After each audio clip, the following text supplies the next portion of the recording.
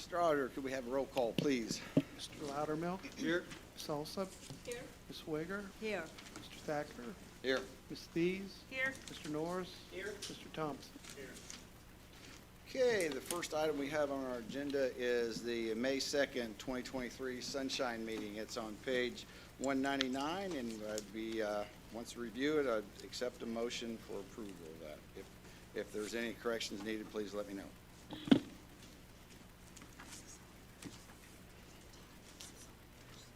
That's yours.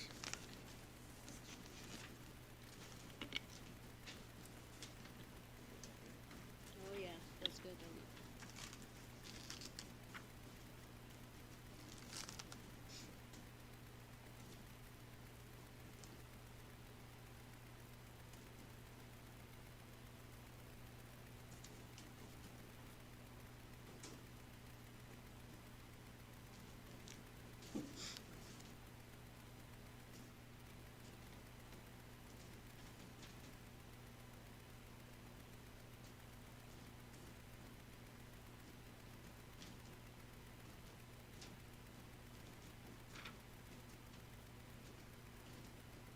President Thacker? Make a motion to approve. Been made. Is there a second? Second. Motion made and second. Any discussion? All those in favor signify by saying aye. Aye. Motion, all those opposed?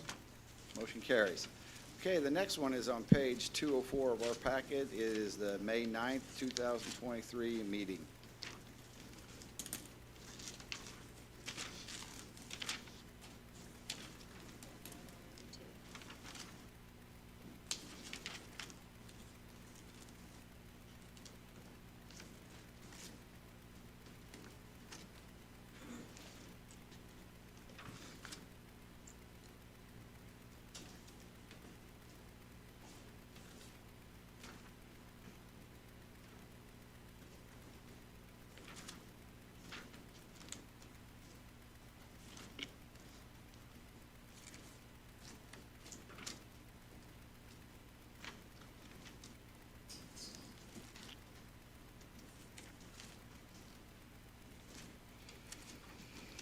Mr. President, motion to approve.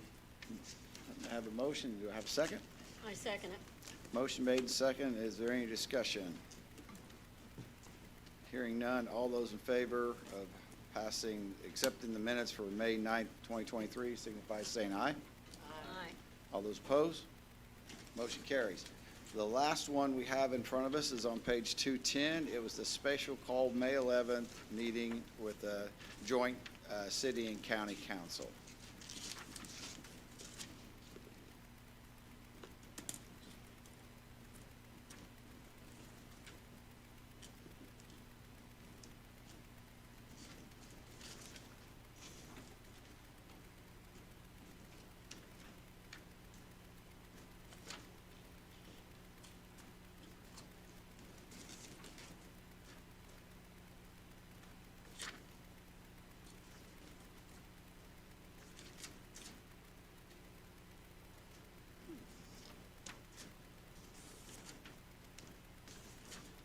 President Thacker, Yes. I'd like to make a motion to accept the minutes. Okay, motion made. Is there a second? Second. Motion made and seconded to accept the May 11th specially called joint meeting with city council and county council. All those in favor say aye. Aye. All those opposed? Motion carries. Okay. With that being taken care of, that moves us now to item 4, communication, elected officials, other officials, or agencies of the county. Do we have anybody who wishes to speak at this time? Okay. Oh, I'm sorry. I didn't see.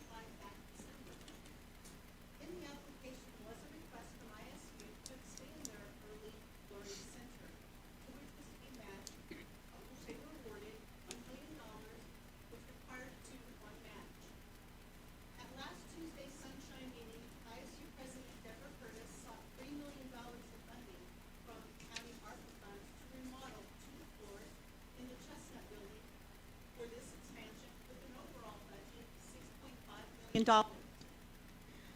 What I would ask is, did the council receive from ISU anything like an RFP or a request for funding proposal, which would have included a comprehensive implementation plan for this project, including timelines? Did you receive a budget, strategies, identified collaborators, along with how it will be evaluated for success?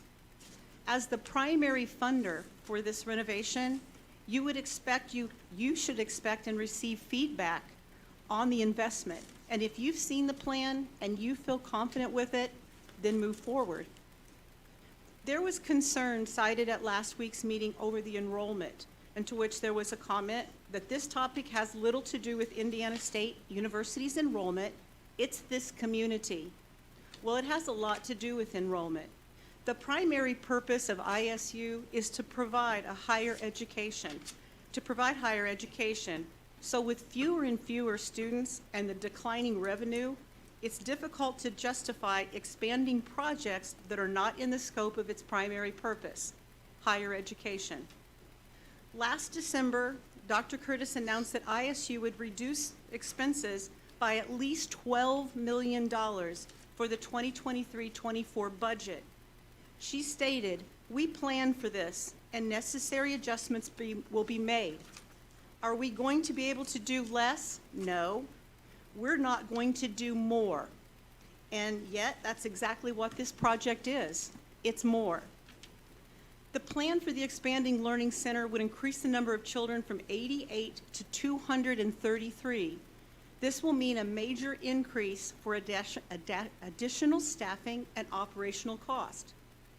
This year, with their spring enrollment down by 8.3% and the $12 million budget cuts that correspond with the loss of tuition, it's going to make it difficult for them to complete this particular project. So the expanded program is going to be financially sustainable by a university who just had to make $12 million in budget cuts? I want to say that I am so proud of my education from ISU. My younger sister and I are first-generation college graduates, and our education has served us well. My younger sister retired from the Department of Justice, and she's in her 4th term as a school board member. My education has helped me work as a county department head for over 25 years, and also as an elected member of our school board. But I want to stress something. Just because it's needed and it's a good idea, it merits having a comprehensible, doable, financially sustainable plan. And if each of you feel confident in the overall comprehensive plan, the fiscal feasibility, and the ability of our families most in need to afford this expanded program, then move forward. If not, pause and gather more information to make a better informed choice on how to invest our dollars to make sure our children are ready for school and for life. Thank you. Thank you. Are there any other elected officials or agencies of the county at this time would like to speak? Okay, that moves us on to reports for committees. At this time, I don't have any committees with a report. So number 6 would move us on to resolution and ordinances other than appropriations. And the first one up is number 1 is a resolution 2023-07, Intech Lithium Separators LLC 10-year personal property tax abatement. Yes. I unfortunately, due to my, Oh, look at that. unfortunately, I had a bad angle, so I brought my laptop because, Oh, anyway. So, Mr. President, my name is Richard Shagley. I'm an attorney at the law firm Wright, Shagley & Lowry. And tonight I'm here on behalf of Intech Lithium Solutions. They're here tonight for both 2023-7, 2023-8. They're asking for a 10-year personal and a 10-year real property tax abatement. As I mentioned last week, they're estimating a personal property investment in Vigo County of $1.2 billion and a real investment of approximately $224 million. They're projecting 640 full-time positions will be created once the construction is completed. And they're also projecting 600 construction jobs over 2 years. The proposed annual payroll for those 640 full-time jobs is $38 million, with the benefits package of an additional $14 million. These are going to be great jobs, not only the construction jobs, but the full-time jobs for our community. And as a result, for that, among other investments, they're asking for your assistance in this 10-year personal and 10-year real abatement. I'd be happy to answer any questions you may have. And I neglected to say, but in our packets on page 5, I think everybody's familiar with it and has looked at this. But at this time, does any of the council members have questions for Attorney Shackley?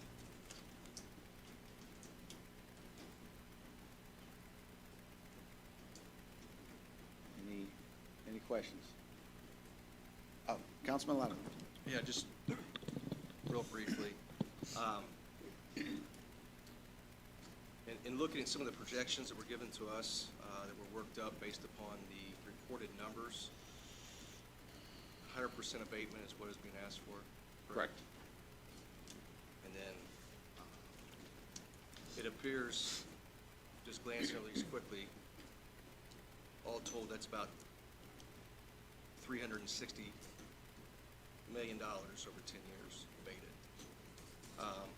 Some of the questions I've received are, I guess maybe not even questions, but concerns that I've received are the fact that services will still need to be provided to that facility, and how do we make up the difference? Yeah. Have there been any discussions about that thus far? You know, I was just made aware of that document before I stepped up here today.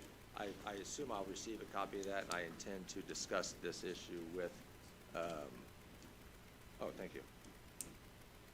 Yeah, I did as well. And here's the reality. So, as I mentioned last week, when Intech decided to do this plant, they reached out to a national company and for a site selection. And they give them, say, here's our parameters of what we want. And then this site selection company comes back and says, here's your choices.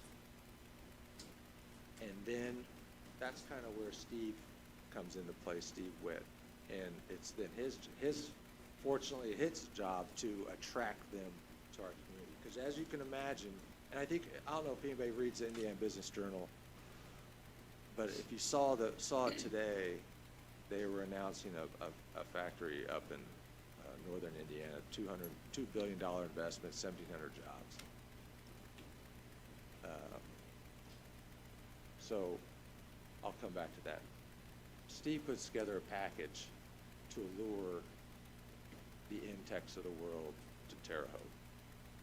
Part of that package was these abatements. And there's hundreds, thousands of Steves out there. And they're all trying to bring the Intechs of the world to their community. This is not a done deal.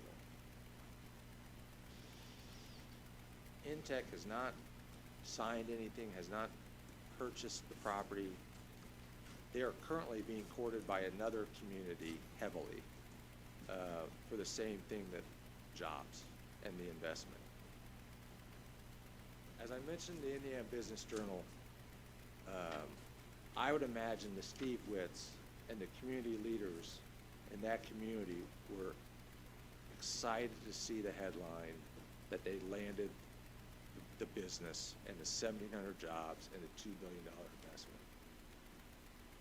I don't want to wake up and get the notice of the Indiana Business Journal that Terre Haute didn't fulfill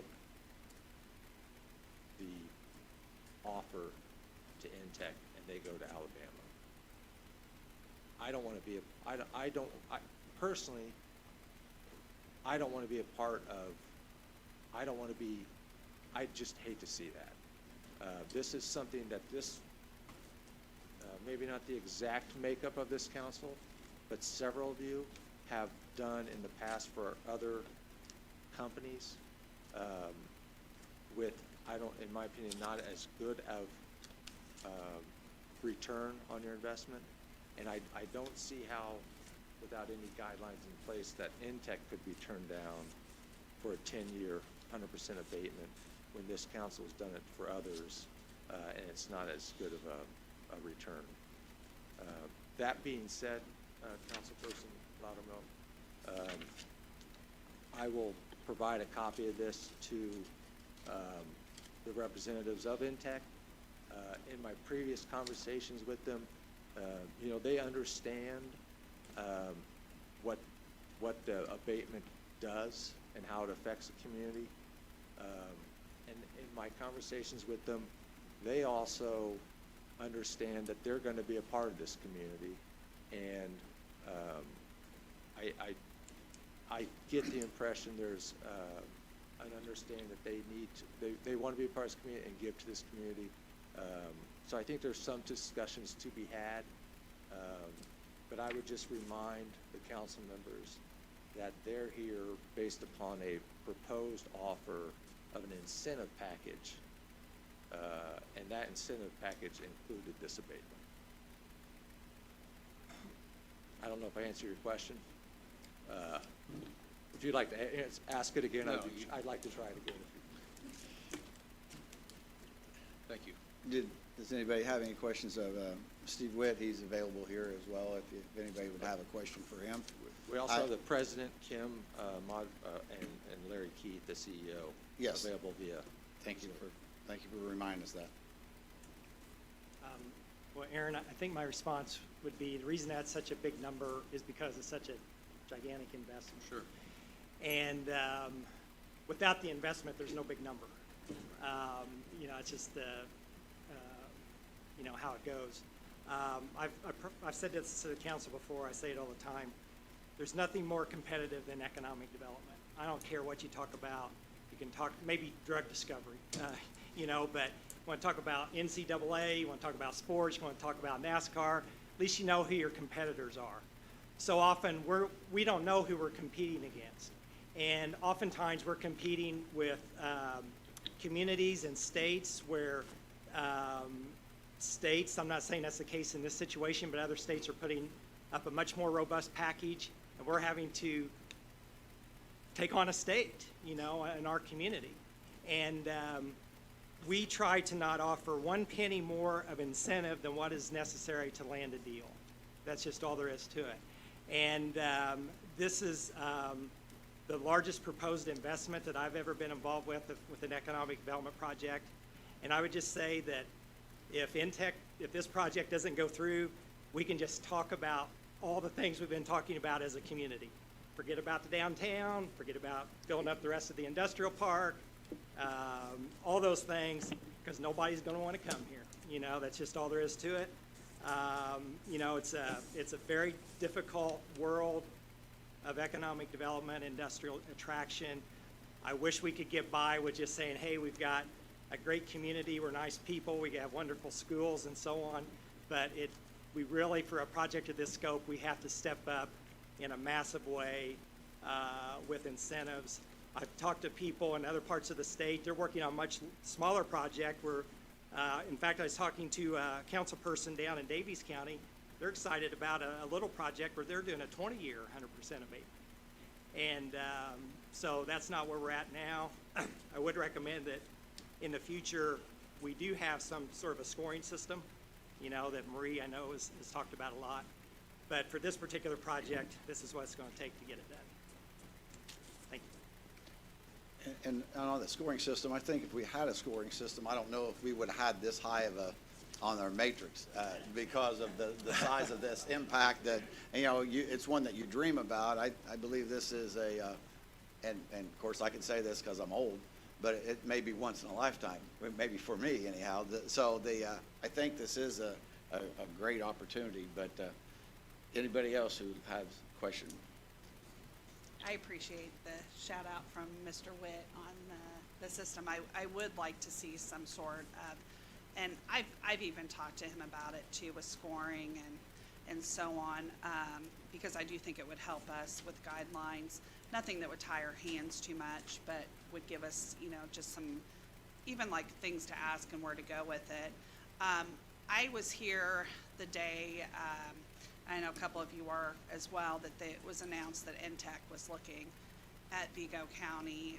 Was lucky to meet the leadership that was here representing the company as well. And it was an exciting day, absolutely beyond it. And I think just, based on Steve's, kind of talking about, this is a big one.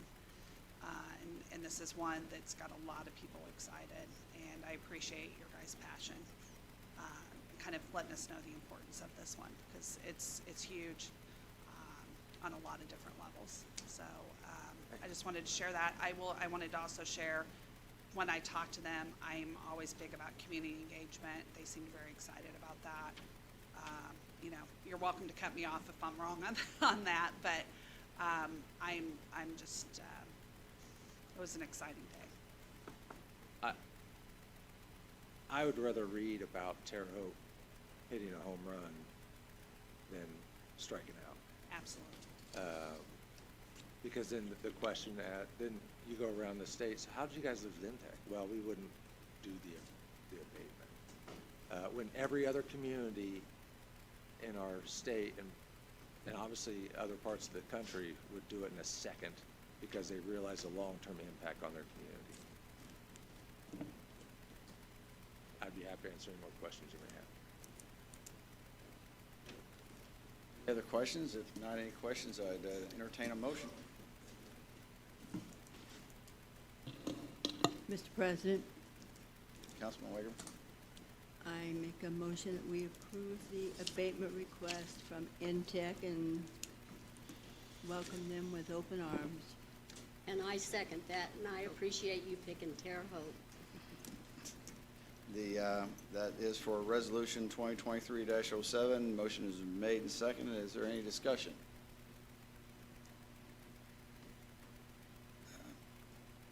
If no discussion, all those in favor signify by saying aye. Aye. All those opposed? Okay. Resolution 2023-08. If I may, Mr. President, as we discussed at the previous meeting, there is no July meeting. Hang on. Sorry to ruin the surprise. I apologize. Do you remember the conversation we had? You said that you'd like to get out of here earlier. I said it would be dictated on how much you talk. 2023-08. Let's talk about that resolution. It is for the real property tax abatement. After we address both of these, then we'll look at the special meeting. Mr. President, as stated previously, my name is Richard Shagley. I'm with the law firm Wright, Shagley & Lowry, and tonight I'm here on behalf of Intech Lithium Separator LLC with regard to Resolution 23-08. My presentation is very similar to 2023-07. If you have any questions, additional questions, I'd be happy to answer them. Yes, so this one is for the real property? Correct. They're proposing about $224 million investment. $224 million.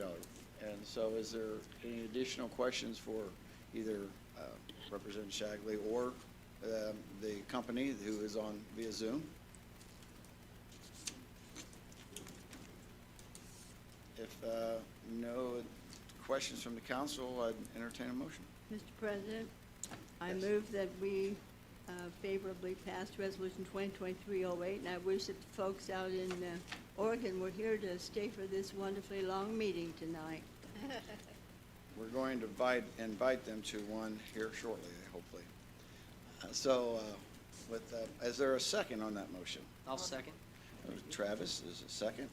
Motion's been made and seconded. Any further discussion? Hearing none, all those in favor signify by saying aye. Aye. All those opposed? Motion carries. Thank you Okay. very much. So before we move on, let's talk about this. I talked with the auditor's office about a meeting in July, and And then I sent out a text message to the council. If we did pass this, what would we be looking at? So, what was the dates that Cheryl, you and Jim talked about? For a July special call meeting for the tax abatements?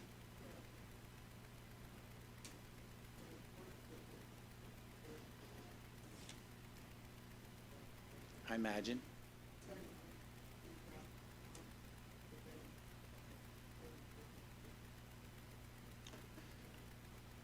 So would you take a moment to look at the possibility of July 13th? That's a Thursday for the council, because it does no good to call a special meeting if we don't have a quorum. That's the night of the city council meeting? Oh, that is the night Yeah. of city council. Yeah. But you don't have one, or you do have one? I Tanner? do have a city council meeting that evening. You have one? I got a couple on the agenda that night. I don't want to, I try not to fight over me. It's makes me blush a little bit. So maybe not the 13th if it's a city council. I hadn't thought of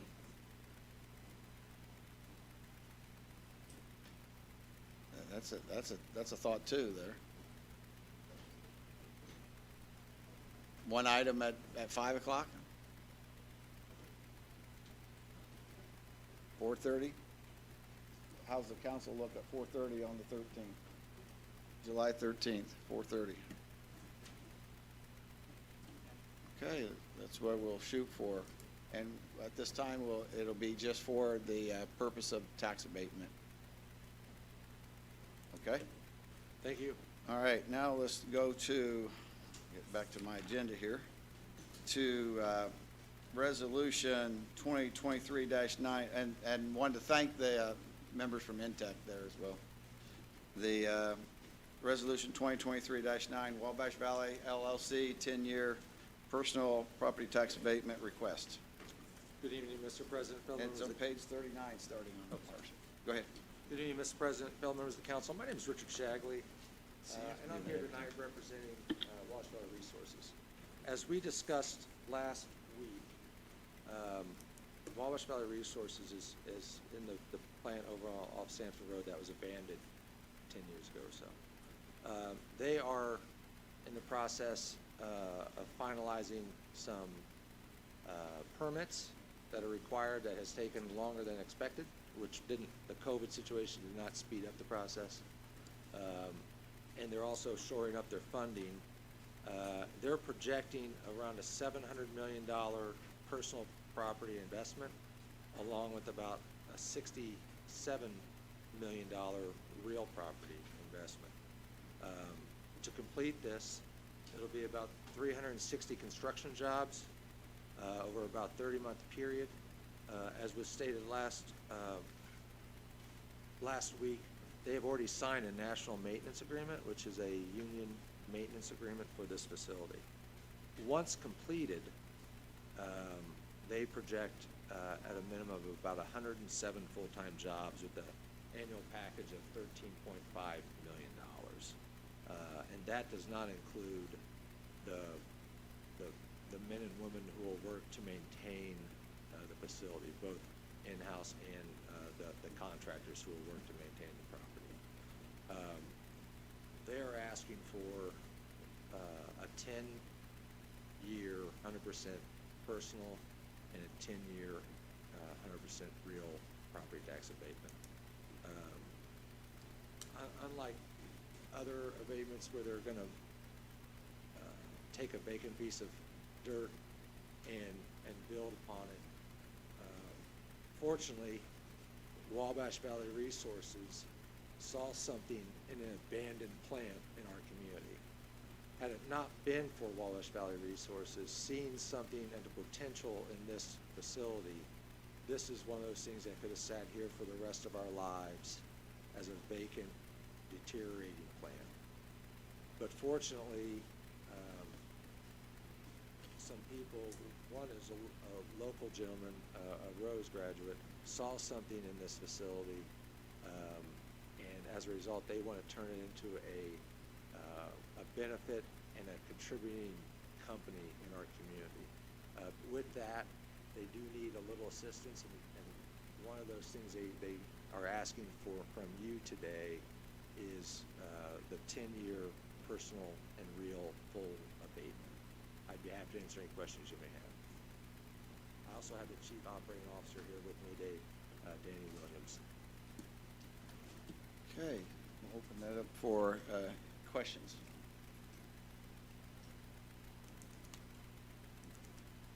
Councilman Loudermilk? Yeah, it's not really a question, it's just a statement. It's just, I guess, not necessarily this request, but my continued concern about us not having a system in place to determine, yes, with some kind of guidance to determine what is best moving forward. When we honored the request of SDI for 100% over 10 years, it seems like that's what's continued to fall in our lap. And there's been discussion for, I would say, 3 years that we're going to get a scoring system in place, and we've yet to achieve that. I have concerns about when we're going to get to that point, because we're going to continue to see 100% over 10 years requested. And I say that not in the sense that these projects aren't worthy of that, but at what point do we draw the line? I don't disagree. Yeah, I agree that I felt that way when we had the SDI, and said the same thing. And then when we had the Saturn one, I didn't know that it was quite as the large enough scale. And I totally agree with your position on this. And I think without having something, we're at the actions of our council individually without the consistency. So I would encourage that. That is one of the goals that I chose to try to tackle this year. Of course, Baker Tilly has been consuming most of the time right now, but we're still looking to work with the city and to do that as well. With that being said, we do have one in front of us here, and I think it's tough. Can I address that? Yeah, yes, and I do think that what we have in front of us, and I've shared with Mr. Shagley, is you've got a really nice project here at the same day that we have a mammoth one, so what makes them worthy? So yes, with that, Councilman Thies and I have had this discussion as well. I had the rubric ready to go about 2 years ago. It needs to be seen and looked at, probably verified through legal, but I was encouraged not to put it forward. So it's ready to go. I mean, it just might need some fine little tweaks here and there, the process for it as well. So I just want to stress that's something that I have brought up before. I've talked about it. If there's interest, I'll be glad to bring it up at the next meeting and present it. And those are good points, but we have an issue at hand that we have a request here, and it is. I talked to council about this, and I've talked to our county council, our county attorney, to ask is if we elect as a council here, we can make a motion to amend this request, and as we see it now, even though Steve Witt told us that there's other places that are offered 20 years. I hated to hear that, because that might be the next ask. But we have an opportunity here. We either grant this, we amend this, or we vote it down. So I mean, we're open. Yes. And I will just say that I'm not suggesting that neither one of these projects are worthy. I'm just saying I think we as a council need guidance moving forward, because this is going to be the ask moving forward. That way. Yes.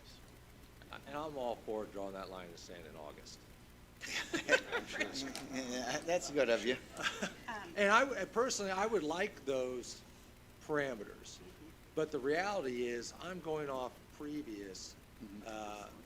For the Saturn, I feel like Saturn got punished for bad deeds of other actors, but they stepped up. They put language in an abatement that I would probably never advise them to do, but they were willing to do it, and it's worked out well, and they're doing what they said they're going to do. The Intech deal, they've already reached out to local labor and whatnot. And then when it comes to Wallace Valley Resources, the same thing. They've signed a national agreement day one. You didn't have to ask them; they just did it. It's going to be as much local as possible, and President Thacker, you know, these numbers, you know, this is, let's call it $750 million investment. It's not the $1.5 billion investment that Intech's gonna make. But for that man or woman who graduates from Ivy Tech and starts at Wash Valley Resources making $35 an hour, you can bet your ass this is a huge deal. Yeah. This is going to be a huge deal for those other 107, 110 full-time employees. Not to mention the 360 construction workers who won't have to travel for 30 months, that will be able to spend time with their families because their job is here. You know, they'll work here, they can go to their kids' practices, they can be at dinner, and this is a big deal. Wabash Valley Resources is a big deal. It's bringing a big investment to our community, it's bringing great jobs to our community, and it's saving us from sitting at a vacant plant for the rest of our lives. So, as a result, I believe Wabash Valley Resources is just as deserving of a 10-year abatement for the real and personal as the others that we presented and discussed this evening. To your point, it's 3 times the size of the Steel Dynamic one, and they have an agreement, they're using local people where we didn't have that with Yeah. Steel Dynamic, and it's considerably larger than the Saturn one, and they got the 10-year. So I do see the reason why the ask is. I think what we have to do is, at some point, and I agree with Councilman Loudermilk, that we have to say, yes, we don't have one that gives us a 100% guideline, but we have to do what we think is right for the community on our vote here. And so I'm open for any suggestion that the council members have here. I have a question. It's more of a legal, Okay. probably, question. For me or for? Whoever can answer it. I want to thank you guys for the tour and the time you spent with me. I was able to go out to the site. I learned a lot, just even the timeline, the process, the potential. You know, I had not heard that, you know, there had been trials of this in other places. And I was also very honest with them that I think sometimes when, you know, it's exciting when something's new, but also can be, you know, a nervous factor for our community as well. I will say what was really neat was one of the young men that was working there was a Rose grad who had interned and chose to stay. You know, this is something we talk about, chose to stay in our community as well. So it was just, you know, neat to hear his story. My question would be, because, and I think this is the thing that has concerned a lot of the community, is how long the process took. I understand it a little bit more now, but with an abatement process, is there like a deadline on time, like how fast? I know we have, obviously every year we meet and we talk about it. Is there a process or guideline at what point, you know, do we look at it? Is it something where if we pass something, then we just take it if it's not, you know, met those requirements? Or what kinds of stipulations? It can we put always in? be pulled back. That's right. I mean, that's the, The stick. yeah, is the clawback. So, you know, in terms of potential leverage, that is it. Okay, is there anything like, just in typical, like the typical abatement language, how fast they have to get moving on building or anything like that? As long as they're showing progress, or we're talking breaking ground? Yeah, I mean, there's this, they are supposed to give you a completion date. Okay, Yeah, it's on the SB one in your packet. okay. Yeah. Yeah, and then obviously you're gauging against that and, you know, inquiring as necessary. But yes, that information is typically provided, and I think you can be as strict as you want to be about it. You know, I mean, that's the discretion that the council always has. Okay. And I was very straightforward. You know, like I said, it's something, even though we don't have, you know, that kind of paperwork or guidelines, I kind of have mental checklist on different things I try to go through. I could see some help. I don't know that I'm at 100%, So I don't know, if somebody puts a motion out there, I guess that's where we discuss it, and kind of go from there, but, that's kind of where I'm at. As far as the delays that were mentioned, there's no doubt been delays in this project. COVID did not help at all. And the other thing that hasn't helped is what Wabash Valley Resources is proposing to do isn't being done anywhere else. So the federal agencies, and I say agencies plural that will be monitoring and reviewing their applications, are making sure that they do it right, because there's gonna be a lot of people behind them. Fortunately for Wabash Valley Resources, they're gonna be 3 or 4 years ahead of their competition, because they are so far ahead at this point. But because they're the first ones out, the different regulatory agencies are being very cautious and reviewing before approval, because they know this is starting the process. And if they mess up on this one, it's gonna cause a lot of headaches down the path. And so that's unfortunately part of the delay in this, is the fact that since they are the first to do this, it has, they've not only needed help from the federal, but from the state. They've had to have some legislation passed, which, as you can imagine, is not always a fast and easy process. So they recognize, they understand, and they understand that there has been delays, but at the same time, if they had their way, they would have started 4 years ago. But unfortunately, because of what they're doing and how they do it, it's taken a lot of moving parts, and this is one of those parts, these abatements.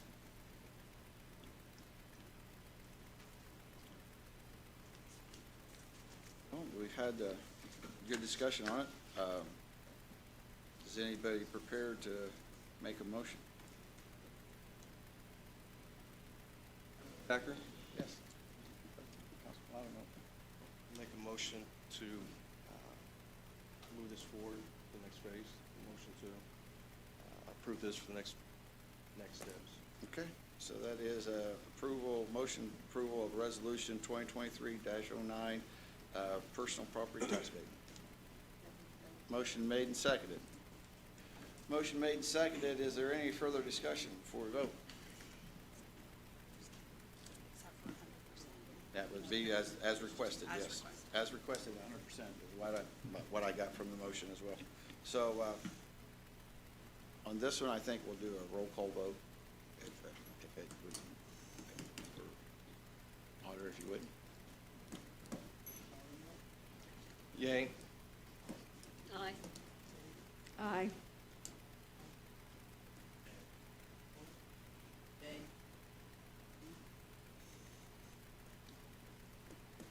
Just based on what I said, nay. Well, I'm going to say aye. So it carries. Can I make a comment? Yes, please? absolutely. My main concern, and I was very upfront about it, I would have probably approved a standard, is what I would like, but I knew the appetite was there. I just want to make sure that we move forward on developing some guidelines. I was much more fascinated and comfortable once I met with the leadership there. If you guys, as a community, have any questions, please sit down. I think there's some fascinating things, and I sure hope and try to be optimistic that we can get these things going. It's pretty exciting. So we, that motion passed. It 4-3. And, but she asked us to speak, so I let her, Yeah, sorry. gave her an opportunity. So we now then will address Resolution 2023-10, Wabash Valley Resources LLC, 10-year real property tax abatement. So we know that, and that one is on our packet. That would be on page 103, starting on our packet, which, Mr. Shagley. Thank you, Mr. President. Fellow members of council, my name is Richard Shagley. I'm with the law firm of Wright, Shagley & Lowry. And tonight I'm here on behalf of Wabash Valley Resources for Resolution 2023-10. This is requesting a 10-year, 100% abatement. I'd be happy to go through the details. As I mentioned, during 2019, 23-9. If you have any questions, I'd be happy to answer them. Okay. Well, we understand what the, as we went through the first one, the impact that this is going to make on our community. Is there any additional questions for receipt, except the motion? Councilman Wager? Oh, I thought you were ready.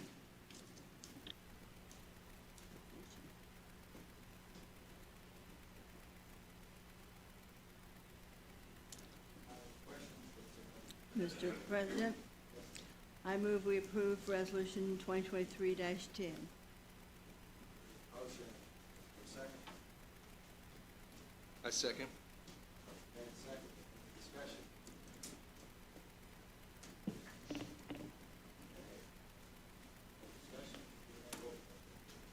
Mr. Loudermilk, Aye. Ms. Olson, Aye. Ms. Wager, Aye. Mr. Thompson, Mr. Norris, Ms. Thies, Mr. Thacker. Motion carried. Thank you very much. They will, so we will hear this as well, both Intech and Mullen Valley, special call meeting, 4:30, test 13. Perfect. Thank you very much. Thank you for your time and allowing me to make my next meeting. Have a good evening. Resolution for reallocation 2023-11 election board out of series transfer. You have the votes office here. If anybody has additional questions after we spoke about this, this would be on page 167. This is a transfer.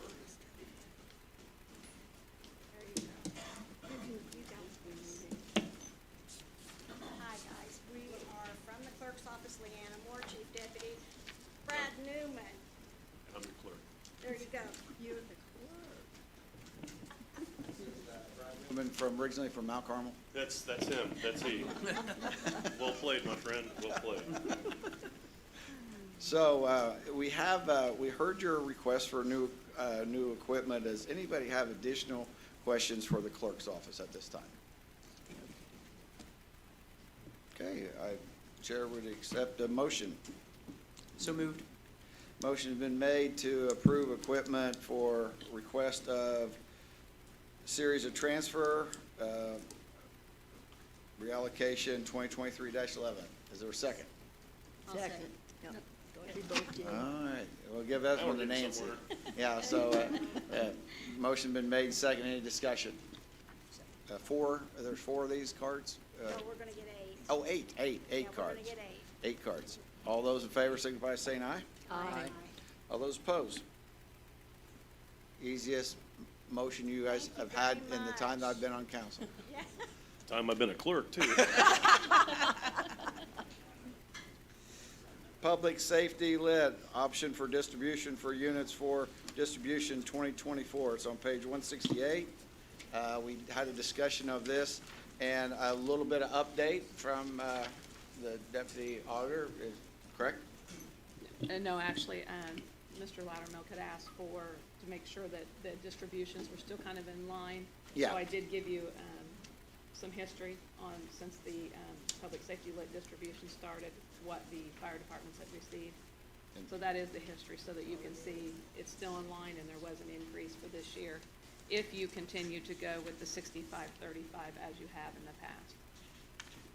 And far as from the attorney's point of view, do we need a motion to accept this as a part of the action of this meeting? It would, Yeah. it's Okay. a Yeah. motion to accept this, Okay. and then the fire departments will send us letters requesting they want it, and then you will have the actual amended ordinance for the lit for August meeting, Okay. after approval by Department of Government Finance. So you heard the need here is if there's any questions, obviously first, but if not, then I would accept a motion to accept the report as presented. Council President Decker? Yes. It would probably be worth stating what the deadline is for those letters, so that, I think we've had some confusion in the past what the deadline is. I think I had it in for June 30th. I will reach out to him. Okay. I think I'd have it in the ordinance. It was June 30th. Okay. I just know that's been. And I, Good point, yeah, we and have I had am some going that to, missed. I am gonna reach out to each one of the departments, just to make sure Thank you. prior. So is there a motion to accept? Mr. President, I move we approve public safety lead officer for distribution to units for distribution in 2024. Is there a second? Can I, Yes. we just clarify what the split is gonna be? Is it gonna be the? It's traditional- 65, and the 65. traditional 65-35. Yes. I'll second. Okay, motion made and seconded for accept the report as presented for distribution. All those in favor signify by saying aye. Aye. All those opposed? Motion carries. Thank you. Now, for the next one.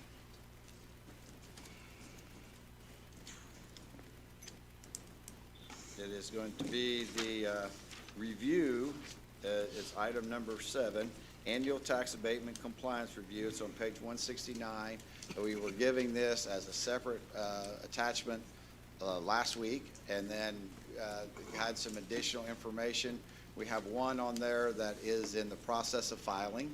And so what we'll have to do is, I believe what we did last year is we have to go through these one at a time and go by and say if they are believed to be in substantial compliance. So you have the list in front of you. And we had the information presented to us last week, so we look at it. I know I looked them over myself and then talked with Cheryl and Jim about these. So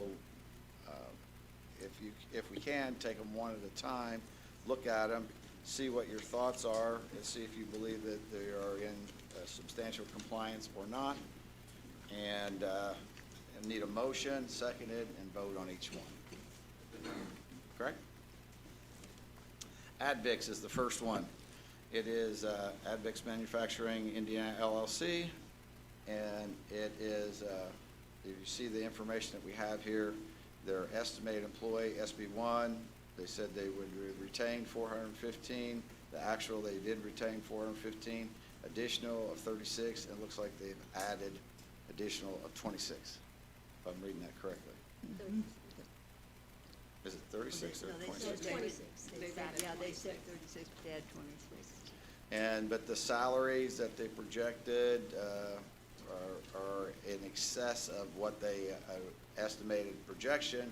They're about $340,000 more on salary than they projected. They don't have as many people, but their projected salary payout is higher. So what is the council's opinion on that? Do you need a motion to approve? Yeah, we'll need a motion to say they're A motion, substantial compliance. Mr. President, a motion to approve that Advix Manufacturing Indiana LLC is in substantial compliance. I'll second it. Motion been made and seconded. Any discussion? All those in favor say aye.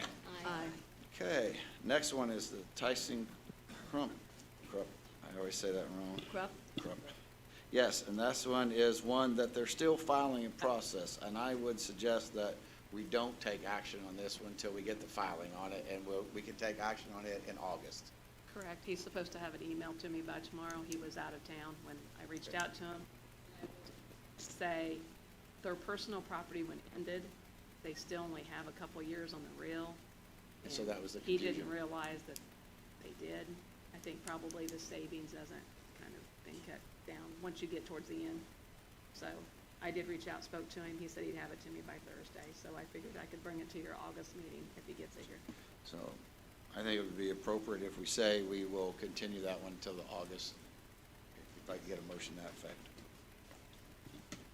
Mr. President, I move that we continue Tyson Krupp Press to NA until August, and their information will be forthcoming.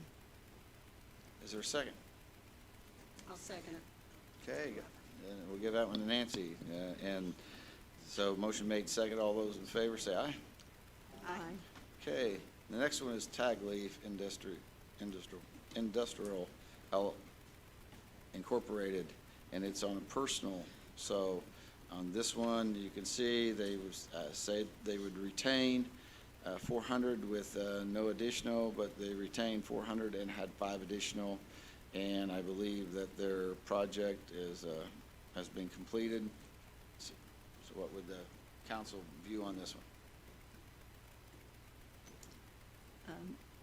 A motion to approve Tag Leaf Industries Incorporated. Is there a second? I'll second it. Any discussion on the motion made and second? All those in favor say aye. Aye. Okay, thank you. So the next two are both Vertigo, Vertigo.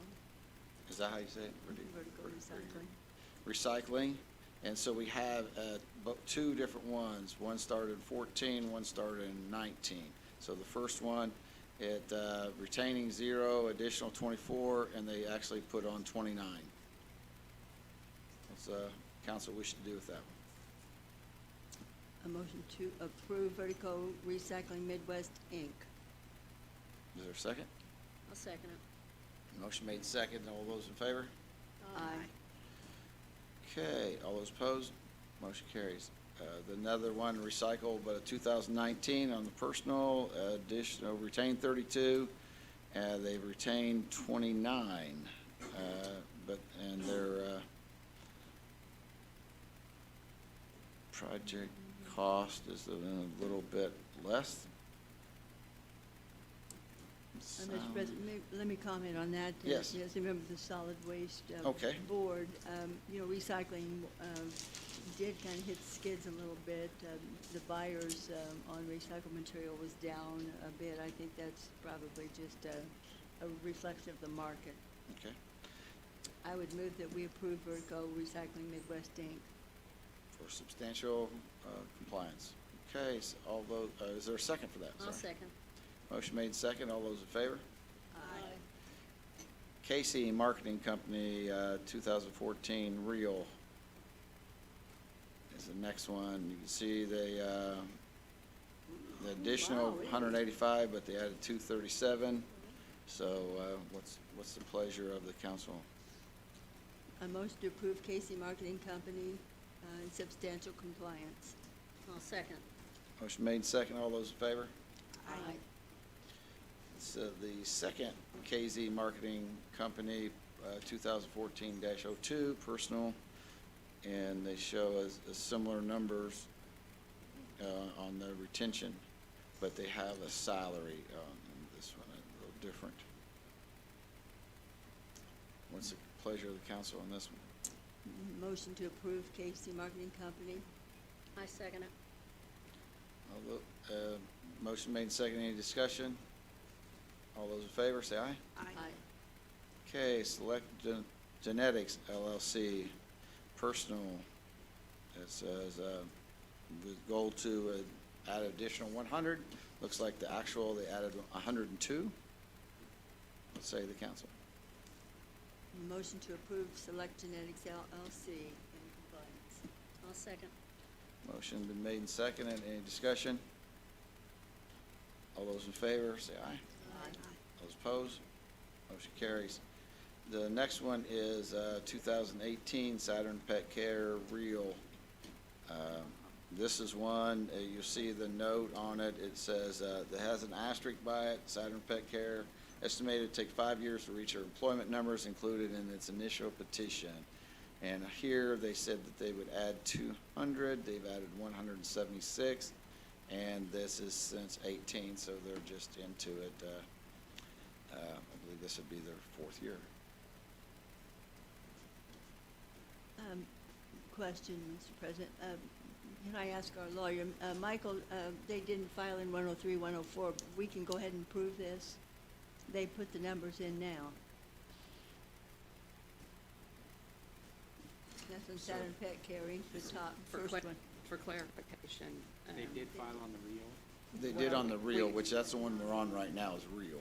We finally received, they're the two that we received. Oh, so we have gotten, Yeah, we have. And they're 103 and 104. The assessor has been trying to speak with them, and so Dina is on vacation this week, so I'm going to talk to her. The 103 and 104, of course, is their personal property with the assessor for that abatement. Yes. We can go ahead and do this, okay. Mr. President, motion to approve Saturn Pet Care, Inc. as in compliance. okay, and that's, the one we were on is the real, so that, okay, that's the first one. Is there a second on that one? I'll second it. Okay, motion made second. Any further discussion? All those in favor say aye. Okay, now the next item, pet care, is the one with the personal.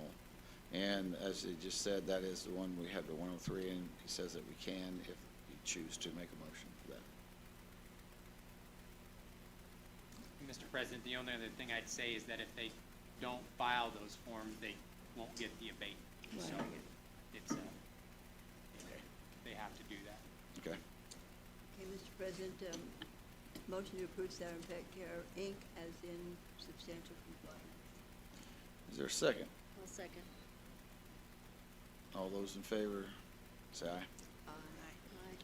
Future X, 2019 real, they said retain 29 and add additional 8. They retained 29, add additional 11, and at a higher actual salary than what they were projecting.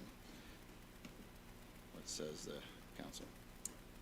Motion to approve Future X in compliance. I Second. second it. Motion made second. All those in favor say aye. Aye. All those opposed? Motion carries. Future X personal.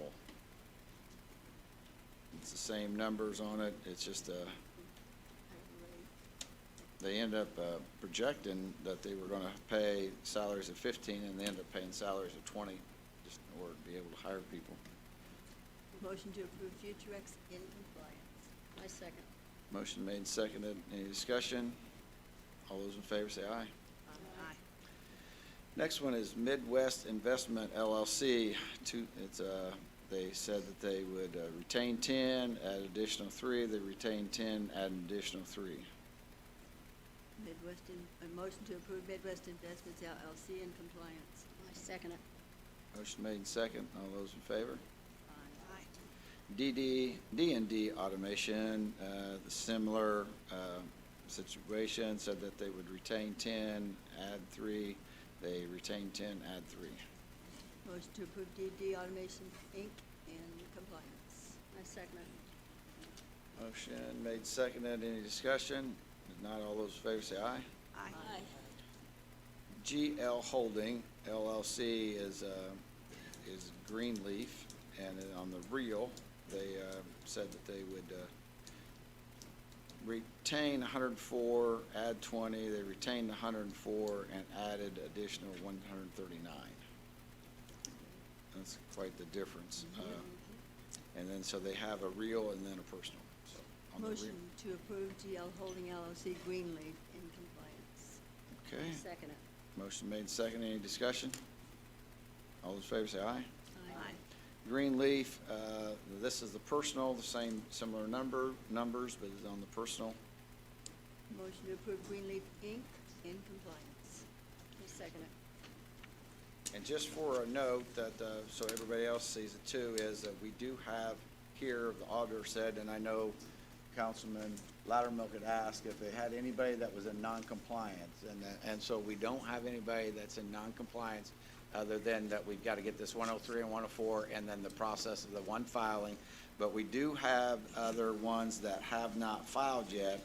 This is the Steel Dynamics, because it's not completed, Southern Pack Care, because it's not completed, and Duke Renewable Energy's not completed. So those have not filed yet. And I believe that was a solar farm, the Duke one, but it was, because that was passed before I got on council, but it hasn't been built yet. Does anybody have any other questions?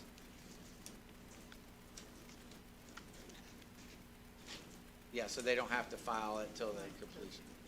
Yeah, we prefer they file anyway and say they're Yeah, not completed, not but completed. we had some discussion, so we're good. Okay. Any other questions? If not, that will conclude our annual entertainment, the annual tax abatement compliance review, which is a very important part of the whole tax abatement process. Not glamorous. What? It's not glamorous. No, not glamorous. Ordinance relating to two appropriations, item 7 on our agenda. So the first one we have up is the salary ordinance 2023-11, the prosecutors, to amend the deputy prosecutor's base pay, 12 full-time and part-time trial deputies. This was one that was originally presented to us back in February. We then tabled that action. It got brought back off the table at last week's meeting per the request of the prosecutor, and so now it's here in front of us. On page 185 of our packet. Mr. President, ladies Yes. and gentlemen of the council, I'm Terry Modisett, Vigo County Prosecutor. I've spoke on these two proposed ordinances several times now, so I don't want to rehash everything, but I'll be glad to answer any questions you may have. And there on 185, we have it that we'd be taking those 12 full-time salary positions to 80,000 and adding 5,000 for each of the part-time positions, being the deputy trial 6 and the deputy city court prosecutor, one of those. Yeah, a total of 7 part-time Yes. positions. Yes. Is there any questions from the council for Prosecutor Mossett? I, wanted to say I appreciate your patience in this process. And may I say also, Mr. Prosecutor, I apologize to you that you had to wait through that Baker Tilly deal. I know that that was very difficult for your handling court cases, but glad that we can do it tonight. I appreciate it. I thank you for all the council members' willingness to listen to. Could I make a motion that we approve salary ordinance 2023-11? Motion made, is there a second? David, motion been made and seconded, is there any discussion? Just to clarify for people tuning in, and especially those who maybe have been following this, this is because of the need, from what I understand. Yes. And what we were waiting for was really to make sure that your request was within that Baker Tilly amount, so. And something that I would ask the council to look at is when we do make our decisions on Baker Tilly, especially for those that are in the under category, that we think about that as well. Absolutely. So, And as you know, for the record, I mean, our requests were actually below what Baker Tilly right, recommended. yeah, they were good. Yes. Any other discussion from the auditors? There's no discussion. I just wanted to let you know that the additional appropriation will be brought to you in August. Yes. If there is a need for one, since this will be effective going for the rest of the year, we'll check their payroll and see. If there's enough in there, you won't need to, but if there's not, I'll bring the additional appropriation in August. Yes. Councilman Lattimore? As it pertains to this request and whatever we do moving forward, have we kind of settled on what we're gonna do moving forward? Is there gonna be We a have not. start date for everything, or is it gonna be? We have not, it has not been, it has not been decided. It's been discussed. No, it's not I decided. didn't know if the committee had. No, together. we can do that, as we know, we have to do it as a public meeting, as according to the open law, open door policy. So we have it, and then we can discuss that at the August meeting if we choose. Yes? And now, so on this one, I guess the motion needs to be, when is the effective date on that, on this? Mr. Wright?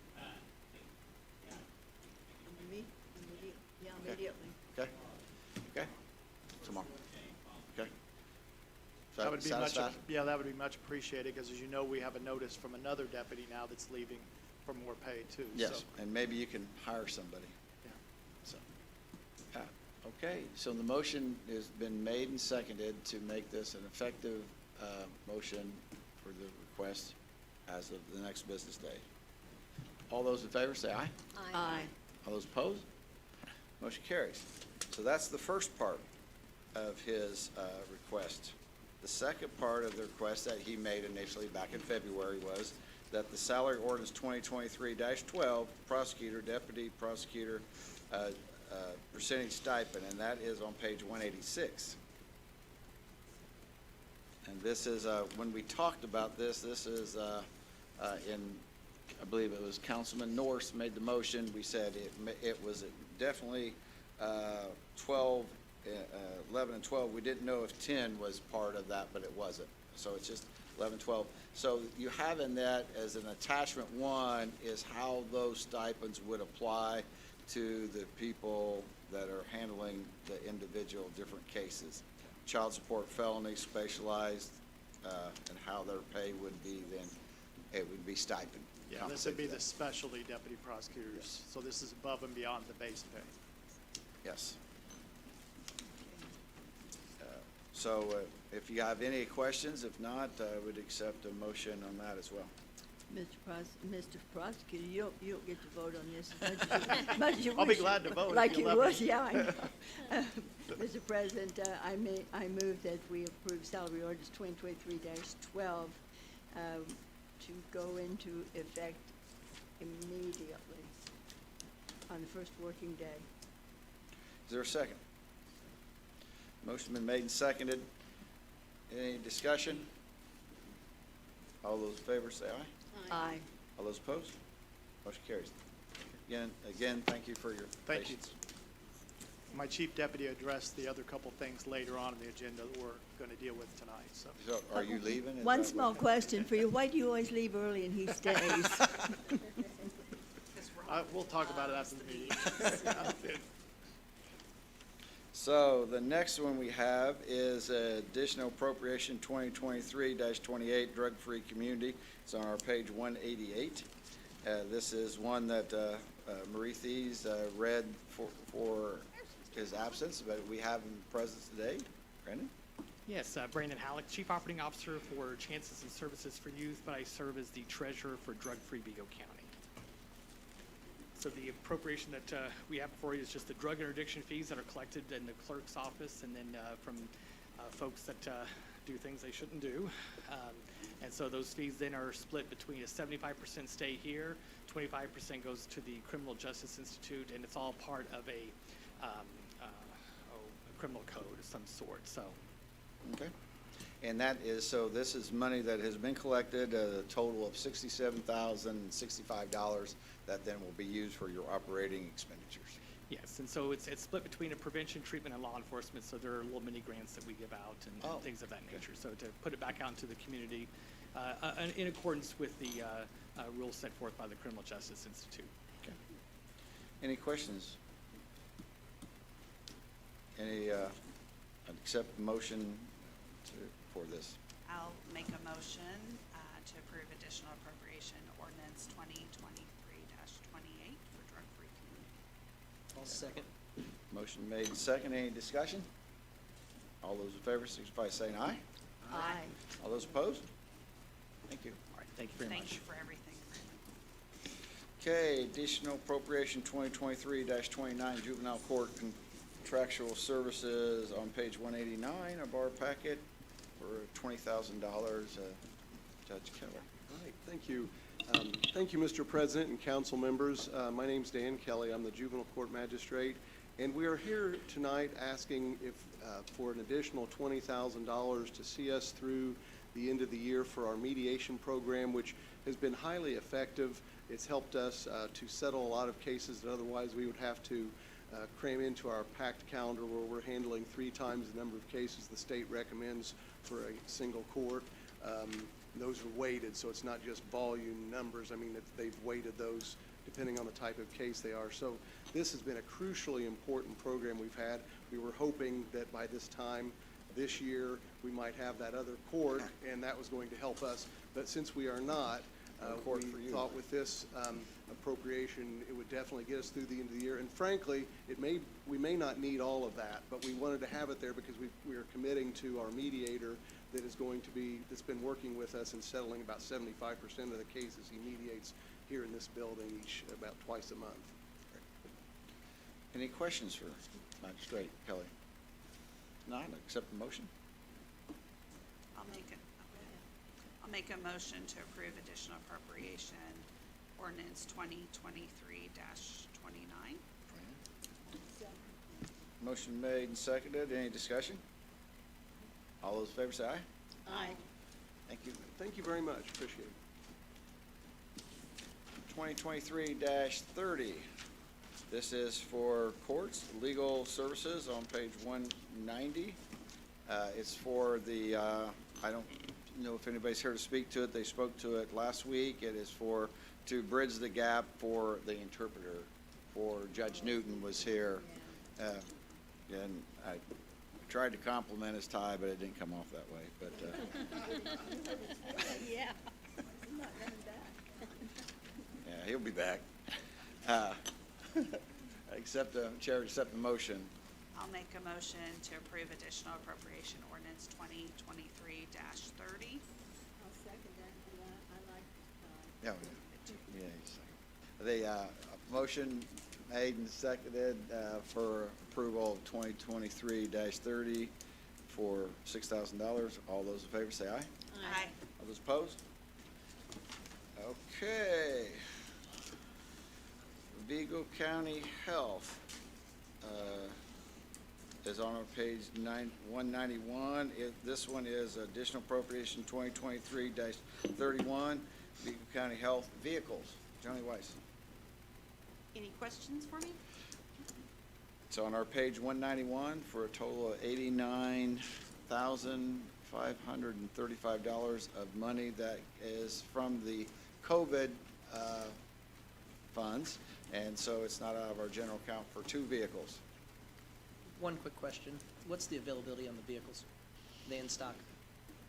I believe they're available. That would have been a better question from Mike Graylis, since he's the one that obtained the quotes, but it sounded to me, from our conversations, I derived that they're available now. Okay, good deal. Yes. Yeah. President Thacker? Yes. Councilman Lerman. If you're ready, I'll. Yes, I am ready. Yes, I am. Is that it? Okay. A motion been made and seconded for 2 vehicles for the health department. All those in favor signify by saying aye. Aye. Okay, while she's still standing there, we're on page 92 for additional appropriation 2023-32, Vigo County Health Department, new equipment, a forklift for $24,511. And if there's not any questions, I'd accept the motion. I'll make a motion to approve additional appropriation ordinance 2023-032. Motion been made and seconded. Any questions? Anybody want a photo op with Joni driving the forklift? So all those in favor say aye. Aye. Thank you. The next one is additional appropriation 2023-33. It is from the edit. It's a request from the commissioners for a special event. Commissioners are present here. If anybody would have a question for them, this is for the air show for 2024. Bringing it back to Terre Haute, and they are wanting to commit $25,000, and then in the future, they will request this through the budgeting process. Did I get that right? Any questions? If not, accept the motion. So, and second. Motion by Councilman Norris, seconded by Councilman Wager for 2023-33, $25,000. All those in favor say aye. Aye. Okay, the next one comes to us from the commissioners as well. It is additional appropriation 2023-34. It's the ARPA grant funds. It's for professional services. It is on our page 194. It is a request for $500,000 for professional services.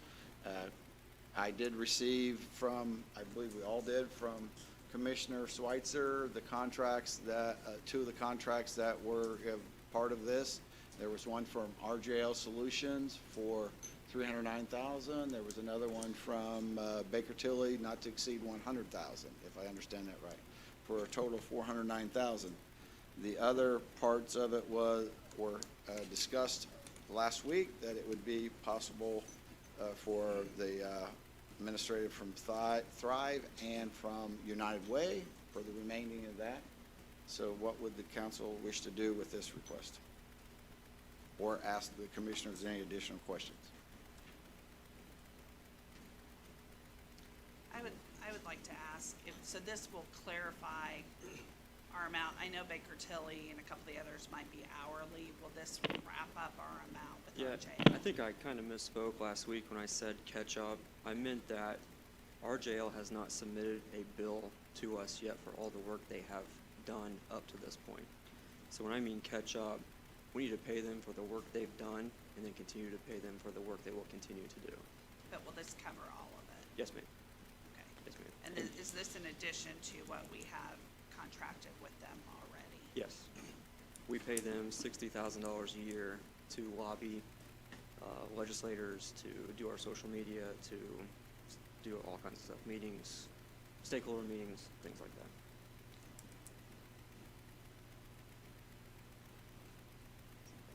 The only question I'd had is that I understand it's, and I have a hard time approving money more than what we have contract. We don't have a contract with Thrive, we don't have a contract with United Way, they're not had anything appropriated yet. So my idea is that you would be able to come back and ask for additional if you need it. And Sure, now that's that fine. you have 409,000, but that's I'm not gonna make a motion, but I mean, that was the question I had is. And I don't, that's at your guys' pleasure, we can do whatever, I just trying to alleviate the additional appropriation requests moving forward. So it's any additional questions, or someone feels like to make a motion? Sorry, No, Commissioner no. Switzer. So then will United Way and Thrive be just like how our jail was like a certain percentage, or will Yeah. they be? Okay. It's gonna be a negotiated, what we're hearing from both of them is gonna be 5%. So, it shouldn't exceed the more than $500,000 request. But if you guys just wanna do the 409 tonight, that's completely fine. We can wait until we get in those conversations with them and make that request next.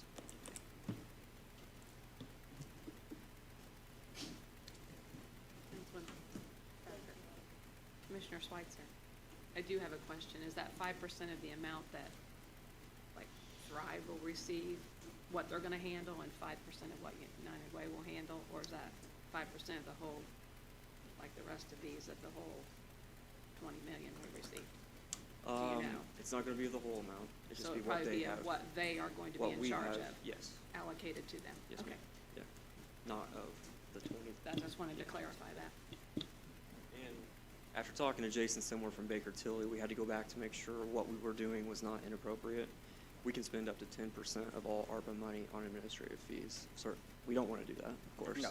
But that's the legal federal rule.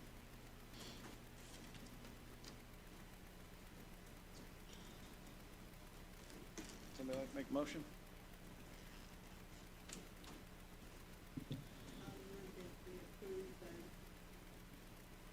Turn your mic on, Dick.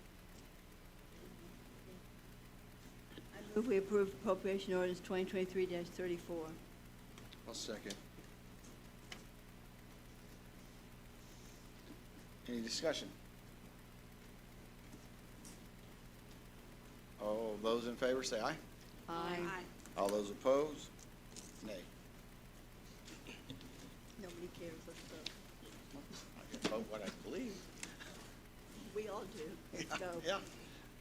So, okay, so that one passes. So, additional appropriation 2023-35 ARPA Grant Fund, Indiana State University Project. So this is on our page 95? 195. 195, thank you. And it is a request of $3 million. This is, just like the other ARPA requests, these are requests that come from the council. The council has approved this and moved it forward to us.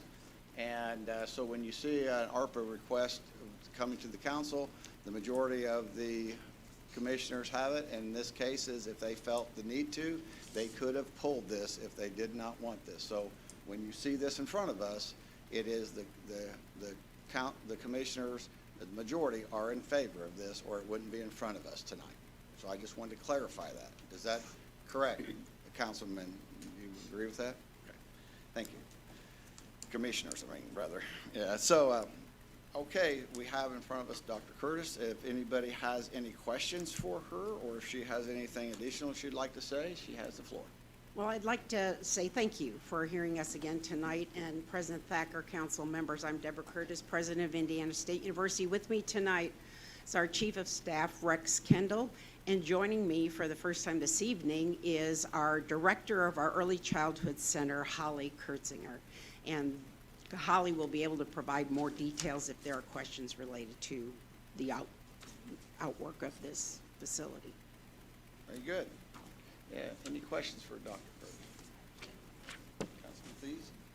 Yes. I just had a couple just kind of standard questions, and I appreciate the work that you do, and I actually think I taught Holly. Did you graduate from West Vigo? Oh my gosh. Okay. Well, nice. She was one of my first students I think I taught. I try to do damage control. I know. I'm just like, wow, I think I know her. No, in looking at this and the history, how long has the Child Care Center been operating at Indiana State? Indeed, and I can do that. I want Holly to come up and brag a little bit about their work because they do such good work. Yeah, So I would Holly, love to hear. if you will. Certainly, I'd be happy to. Like she said, my name is Holly Kurtzinger. I'm the director of the Early Childhood Education Center at Indiana State, and I've been with the program about 5 years now. So to answer your question, as far back as I can trace, 1979, which stands out to me, that's actually my birth year. So the program has been in existence for over 40 years, as it's known today. And then we've already, I think we clarified last meeting that this is open to the community. As a matter of fact, a majority are community users. I think you said 40% for state, either faculty or students. One of the questions I had, because I know this goes on with other facilities too, are there sliding scales and different things for especially, I'm thinking of single parents or students or so on? Yes, absolutely. So there are two answers to your question. We do have a sliding fee scale for those families who pay out of pocket. So it's based on household income. Essentially, there's a higher tier and a lower tier that establish their weekly rates for tuition.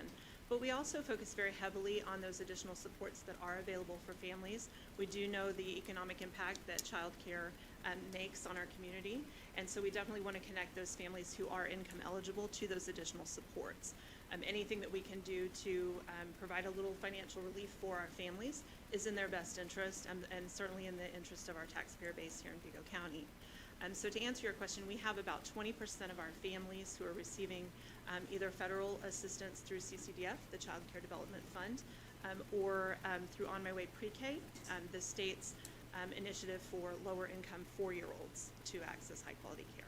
So we do have a number of plans in place to support those families.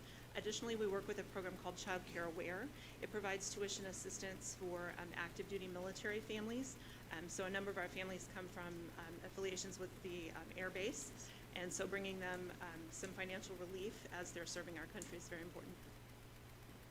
And lastly, in considering the history of this and so on, this is obviously a service to Indiana State, but in regards to what it does for our community, could you share a little bit?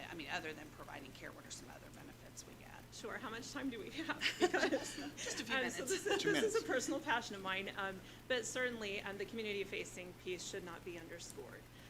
We are in a unique position to provide experiential learning and pre-service learning opportunities for undergraduate teacher training candidates. Also, for a variety of disciplines, our program hosts business students, marketing students, public relations students, maternal infant nursing students. The list goes on and on. OTs, PTs, speech language path. Lots of those helping services and professions gain experience through our program and interaction with children and families. Last semester alone, we served over 700 hours of experiential learning for our students. And that's just in the program as it exists today. In terms of additional supports, again, workforce development, there was a lot of talk this evening about economic development and economic growth in our community, and that's absolutely necessary. But in order to attract and retain those businesses that we're trying so desperately to bring to our area, we have to provide those infrastructure pieces for their families. You don't just recruit an employee, you recruit the entire family. That's the spouse, the children, any dependents that they may be bringing with them. And if our infrastructure does not support that family, then that creates a recruitment and retention concern for that employer. And I think that kind of takes on one of the other questions. I actually talked to one of my close friends who was a graduate, I guess back then early childhood was in family consumer science or the home ec department. And she talked about like what it was like for her who didn't have a car on campus to have to get all the way, which doesn't seem long, but in the middle of the winter to get to where it's at. So location-wise, we're talking about where the School of Nursing is. One of the or the old School of Nursing, one of the questions, infrastructure-wise, I think that's brilliant because then you're right on campus for all of those families and people. But one of the questions someone had asked me was why, with the cost of everything, why do reconstruction? And maybe this is a question more for Dr. Curtis, but why reconstruction compared to tearing down and so on? So to bring up a brand-new building out of the ground would be over $9 million. And we do have a $9.3 valued million-dollar building available. So it was our belief that we could phase this in while immediately, once we take occupation, be able to expand our capacity, as well as to be able to provide those connections with the Bi College of Education. I will say where the Bi College of Education is, I taught in that building in 1977, 78. So the proximity really matters. The location's brilliant, so. I think that was, unless anyone else has questions. I think, too, again, just to kind of address, this is a process where the commissioners had reached out and brought us these ideas, and I think if there's any questions about that, we are just more of the approval process for it. Is the daycare facility usually full? Yes, we are currently at capacity. In the 5 years that I've been with ISU, the only time that we did not operate at full capacity was during COVID. We did close from May 4th, 2020. From March 13th, 2020 to May 4th, 2020. At that time, we reopened at approximately 22% capacity. And by October of the same year, we were at full capacity at about 98%. There's always a little bit of variance depending on the age of the children within the program, because there are some legislative rules as they apply to the youngest and oldest child of the classroom. So it's really hard to have a 100%, but certainly over that 98% threshold is as close as we can get. That's the only time in my tenure that we have not been operating at full capacity, and we currently have a wait list of approaching 100, about 90 the last time I checked. What is the highest part of your wait list? Like, is there a certain age group, infant, child? Absolutely. So in our community, the need for infant and toddler care far surpasses capacity. And I know there's been some inquiry about the need for parent choice, right? So there are lots of different types of care, lots of different licensures that can be approved. Infant toddler capacity, though, it doesn't really matter. The need is so great that parents are looking for any resource that they can connect to. We are in a good position because we are a level 4 NACE accredited. We hold the highest levels of accreditation that child care in the state of Indiana can hold, and then that speaks to the quality of the work we do. But definitely for parents, there is a service need almost exclusively for infants as a primary target, and then I would say second group would be your toddlers, 12 to 24 months, and then your third group, 24 to 36 months. There are more additional resources at that preschool level, so once children reach age 3, they're eligible for additional supports, but definitely that early learning piece, birth to age 3. Thank you. Anyone else with additional questions, comments? I have a couple. Sure. Is the current daycare, or will the daycare be 24/7? Or are there any plans to make it 24/7? Eventually, there would be plans for that because there's a need, and I'm going to point you towards the plan to develop a strategic plan for the entire community. The goal is to lift up all facilities to a higher level of quality, as well as provide the drop-off care we talked about last time. I only need Tuesday, Thursday. We haven't been able to do that yet. We'll be able to do that. And then, of course, especially by the industrial park, be able to have some 24/7 available, which IB Tech, and I think you've heard from them, is pursuing that opportunity to build out down there and, frankly, geographically meet the needs of this region. Right. Well, and that's just some of my concerns when we look at it and we look at bringing all these businesses to the community, the needs that are going to be there. you know, when you start talking about those big businesses like that that are gonna be open 24 hours a day, you know, 7 days a week, there's gonna be a huge need for that. And I think that, you know, obviously is super important. Do you guys still operate down at Mailing Terrace? We do. We have two separately licensed programs that are active at Mailing Terrace, yes. Okay, and that's separate from the 40% that's down at your, or is that included? No, that is the place. That is Okay, the that's- program. that's the At- only at one, this- okay. Yes, at this time, those Okay. are our two locations. And then timeline on the Ivy Tech? Do you have any kind of I idea? can't speak to Ivy Tech's piece because that's an entire Ivy Tech system. Okay. That's working with Lilly. This is going to be a complementary and frankly directional with the strategic plan piece that will fit into that. Our local Ivy Tech is one part of the entire Ivy Tech system plan, so I can't speak to that. Okay. And then I think, you know, Joni Wise had a lot to say about the planning and the concern and stuff. One of my concerns, obviously, is the transportation. You know, I think we have, the need for childcare is there across the board. I think my question is that as you're planning this, I think we need to plan on how to get the kids there, whether it be rural area or whether it be inner city or anything like that.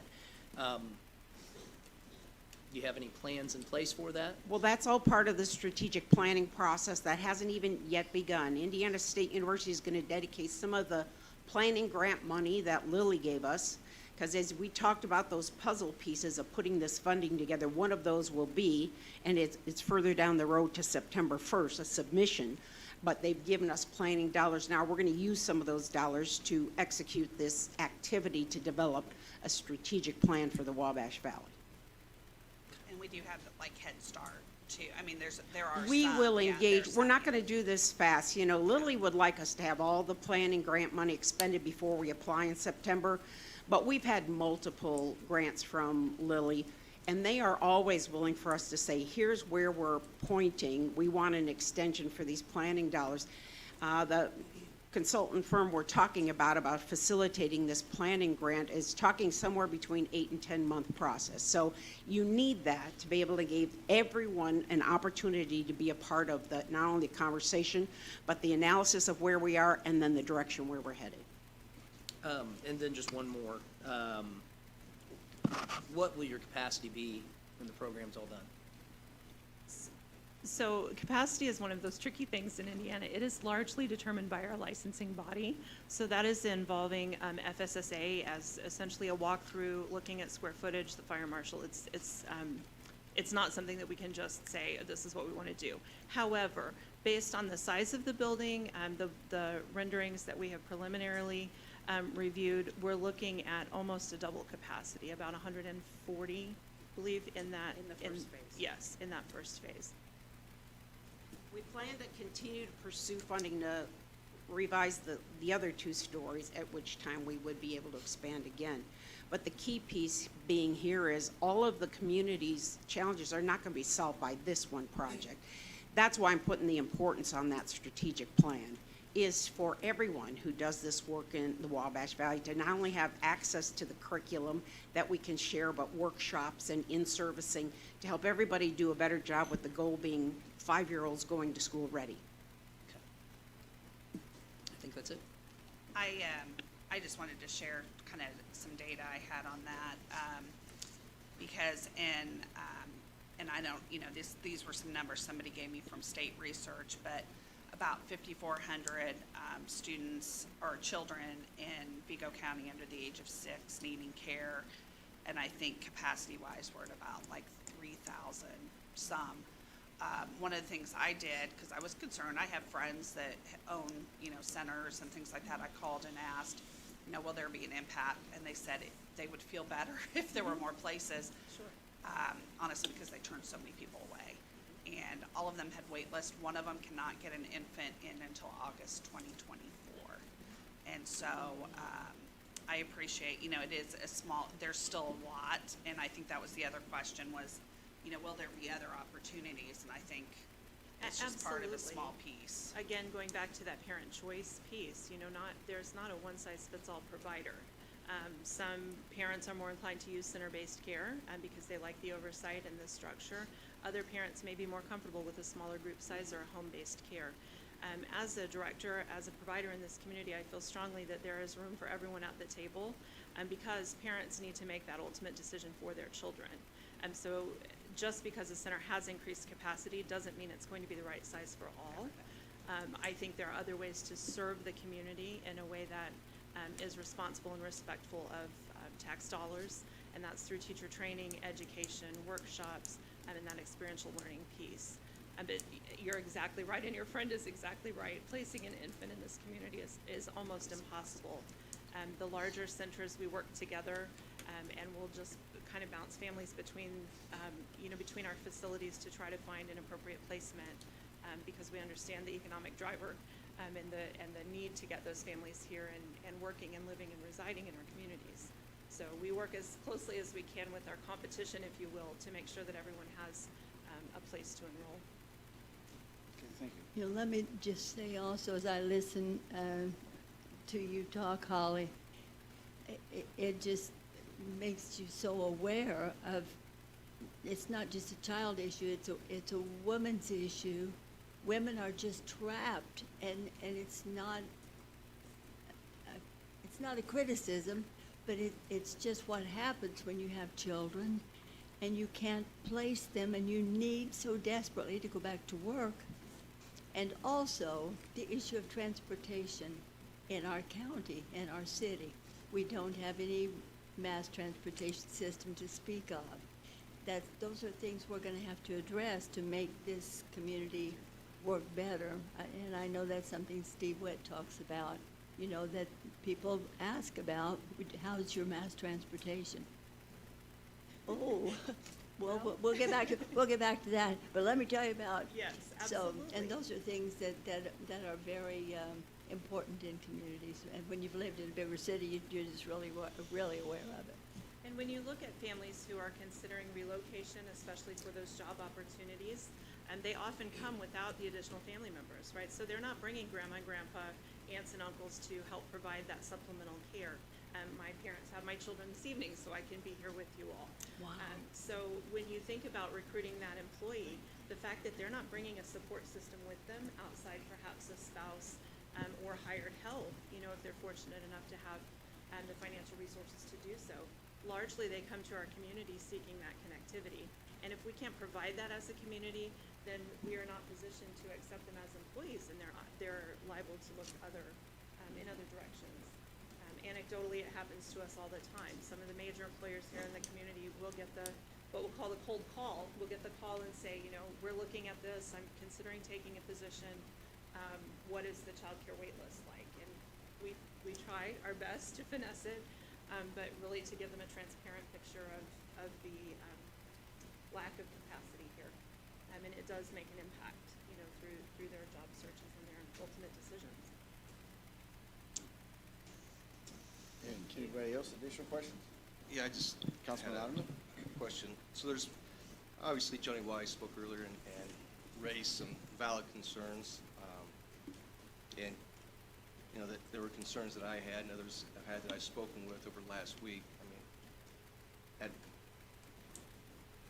There's a large concern about capacity for the university, and I expressed that last week. I keep hearing discussion about a strategic plan. Is that something that has been provided to us, is going to be provided to us? We're being asked for $3 million, and we have discussion about this being a piece of a larger plan.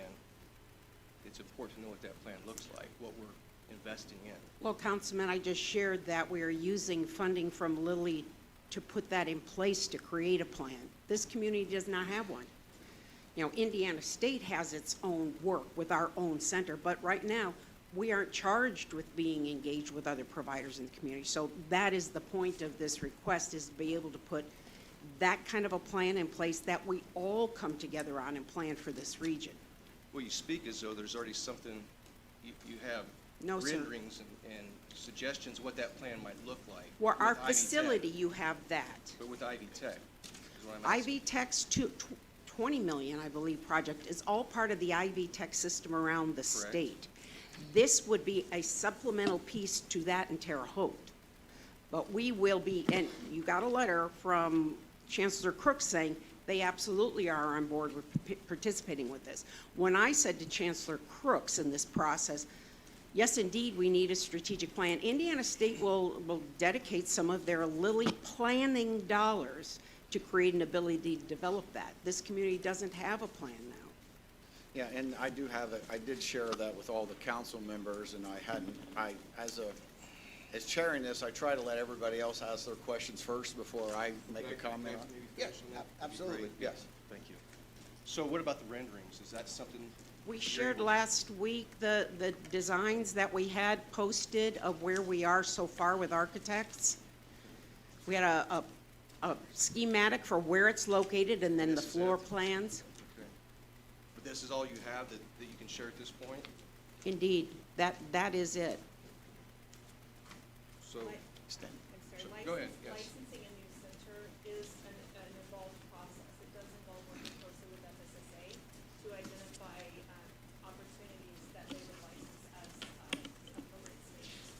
So while we can work with an architect and certainly work through the projected renderings for our own ideas, we also have to make that next step, which is working with our licensing office. And we I think did this- provide last week ARC Designs breakout of what the work that's already being done about the cost. We did provide that last week as well.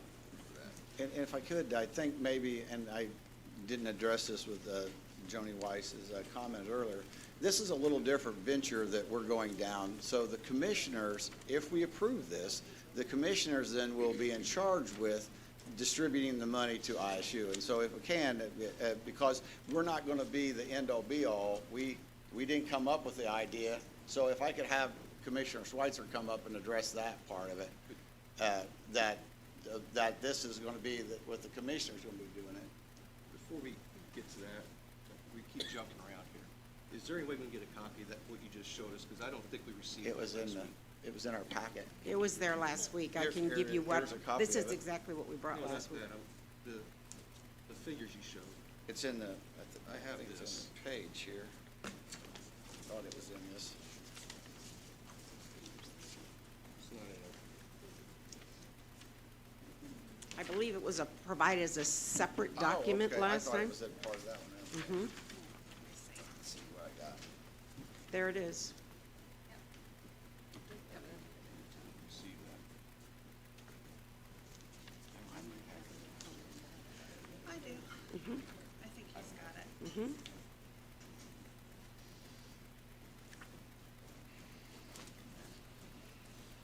I have the larger insert down here. Thank you.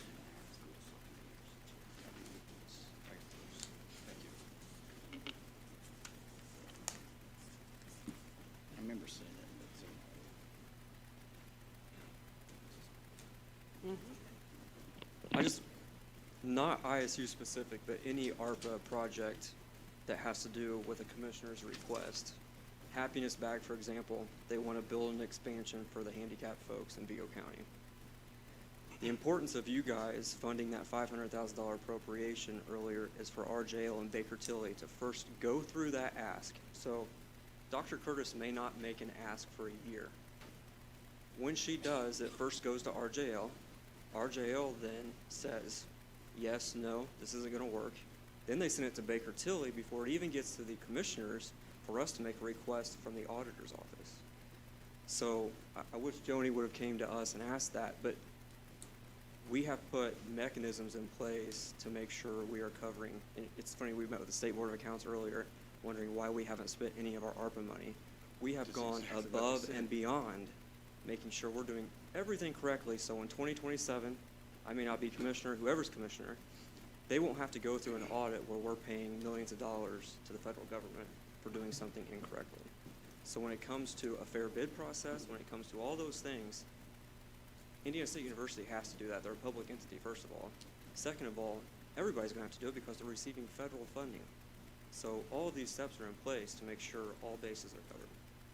And that's my point, what I was going to say earlier. This is a different process than we normally see because it is this ARPA process. So with us doing this, I know my guideline for to spend ARPA money is, and when we met with RJL Solution, and because we asked to be involved as a council, childcare was one of the ones, and I said, I want to see something that's going to have a biggest impact on the community, and by having that maybe has some other money available. I didn't know that it was going to be ready money. I didn't know that it was going to be Lilly Foundation money, but it's already what we were talking about. That's what I wanted to see is, so when we make a big ask, a $3 million ask, but with part of a 6.5, which is part of a $9 million building, which is part of a bigger piece, which Ivy Tech's involved with, and Leanne has indicated that here, that West Central Education Institution, and, you know, she's saying how this is working together with it.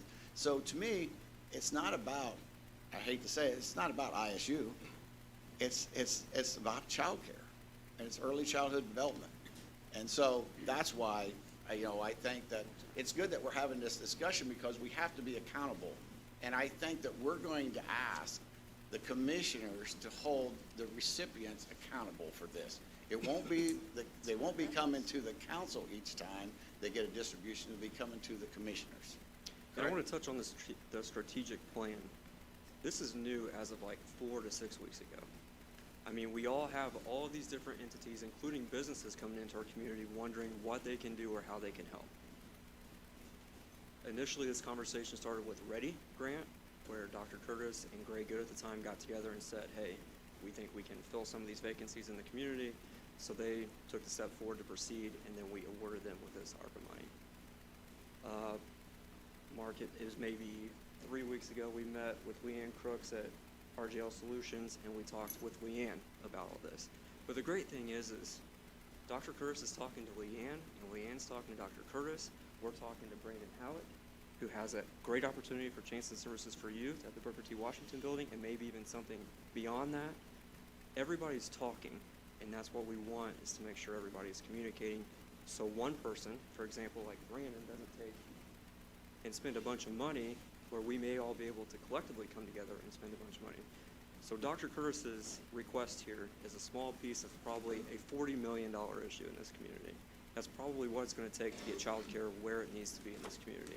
And it's not going to involve just the universities, it's going to be businesses, I mean everybody, from the top to the bottom. Even the at-home childcare centers that are currently operating, they need help too. So we have tried to include that in everything moving forward.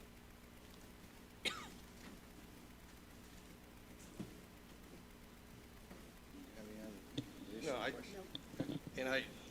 agree. I mean, with all of you that have spoke, we're in dire need of additional childcare resources, without question. And that's never been a contention that I've made. My concern is whether or not the university has the capacity to be the facilitator of this project, and that's where it lies. Well, I'll tell you, the university does have the capacity to be the facilitator. You know, we facilitate federal funds in the tens of millions of dollars every year in and out of the university and make those programs work. So everything that we would be asked to do in this, we do every day at Indiana State with federal funds as well as state funds, and we are accountable for all of those. So we have auditors, we have teams in finance that don't just suggest things are a good idea, they run it. We have the capacity.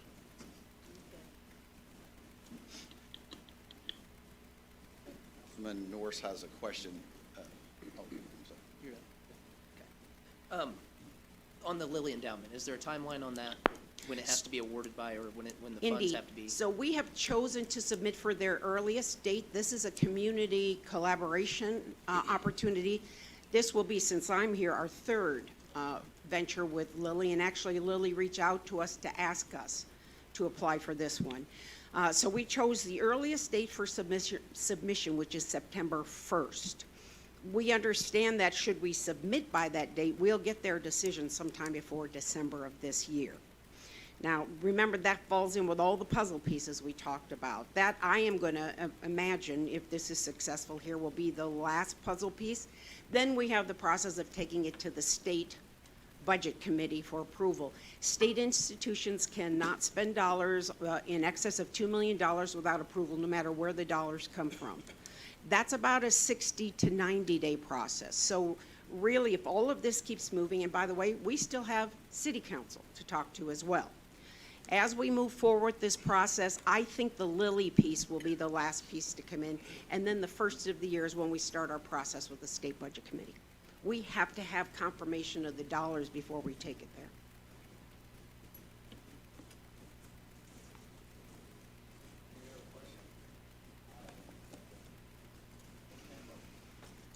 I'd like to make an emotion to approve additional appropriation ordinance 2023-35, ARP Grant Fund 8950.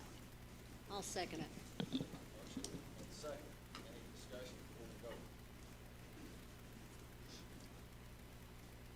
Okay, we have roll call,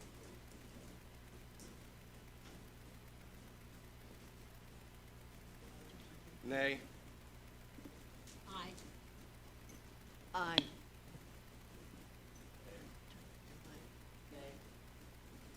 Aye.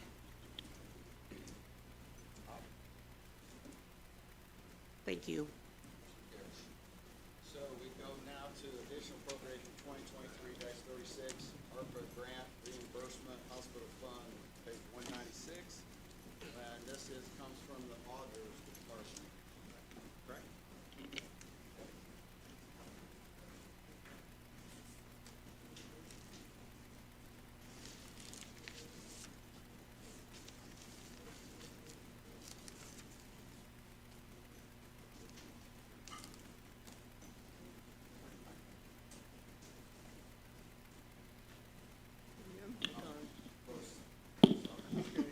For $693,028. Yeah, that's what was spent for COVID medical claims through March 31st.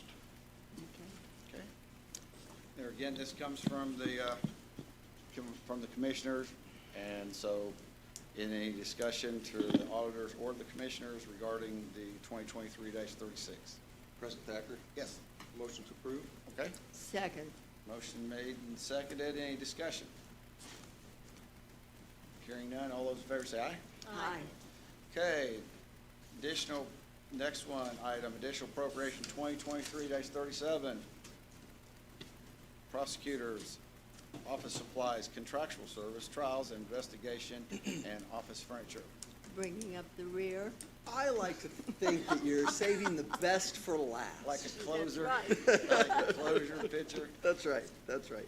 Okay, you've got the floor. Rob Roberts, Chief Deputy Prosecutor, thank you very much. To address just a couple of issues that are kind of outstanding, we have these requests. I touched base with you on the need for these different requests last week, so I'd be more than happy to entertain any questions there. We also have our outstanding requests for the additional positions that were made earlier this year at the same time that the salary requests were made. Just to clean up the record, we would like to withdraw they've been tabled. We would like to withdraw those at this time with the intent that we will ask during the budgeting process for that to be addressed. Okay. Yes, Yes. yes. I'm actually working with, Terry and I are working right now to try and put together like maybe a 5-year plan rather than trying to do everything at once.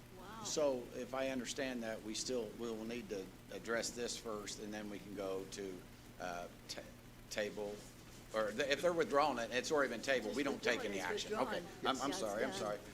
Withdraw, I'm sorry. So how about, does anybody have any questions for the Chief Deputy Prosecutor regarding 2023-37, the $30,000?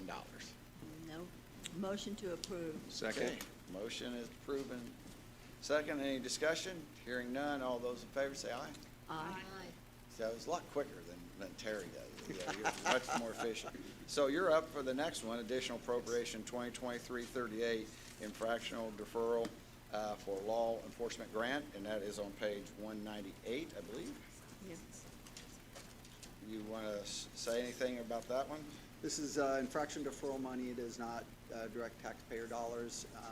And this is just a line item grant where local law enforcement agencies routinely that are seeking equipment that don't have the funds in their agency to purchase those will come to us and ask for that assistance. That's primarily where the funds are generated is through law enforcement, so we try to invest that back into our law enforcement community. Now, does this one have an earmark for where it's going? Or? Part of it will go towards, the Indiana State Police have requested that up to 10 LiDAR units, which will actually be closer to $30,000, but we're considering at least implementing 3 or 4 now, and then maybe some more in the future. Any questions for Chief Deputy Prosecutor Roberts? Hearing none, accept a motion at this time. So moved. Motion's been made. How about a second? I second it. Motion made, seconded. Any discussion? All those in favor say aye. Aye. Okay, it says at this point, we have, that is all the resolutions, thank you. Honorary resolutions, we having none. Resolutions relating to fiscal policy of the council, we have none. Appointments, none. Public comment and limited to items not on tonight's agenda. Is there any public comments for items not on tonight's agenda? Going once, going twice? Oh, Cheryl Loudermilk. Yes.